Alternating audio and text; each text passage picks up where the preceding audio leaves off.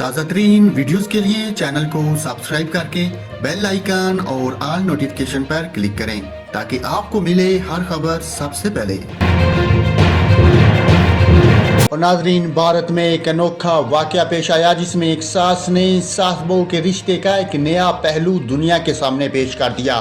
कमला देवी का बेटा डॉक्टरी की तालीम हासिल करने गया और वहीं फौत हो गया। खबर मिलने के बाद कमला देवी ने अपनी बहू को वापस मेके भेजने की बजाय अपने ही पास रख लिया।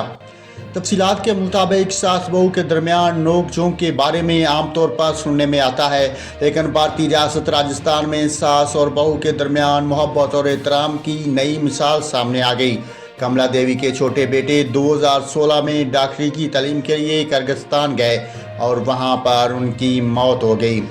बेटे के गुजर जाने के बाद कमला देवी ने बहू को मेके वापस भेजने की बजाय अपने साथ रखने का फैसला किया और मज़ीद तालीम दिलवाई। कमला देवी की बहू सनीता ने तालीम मुकम्मल करने के बाद बतौर लेक्चरर की नौकरी की। कमला देवी ने बेटे की मौत के 5 साल बाद गुज़श्ता माह अपनी बहू की दोबारा शादी करवाकर खुशी खुशी रुखसत किया। कमला देवी का कहना था कि मैंने अपनी बहू को नहीं बल्कि बेटी को रुखसत किया है।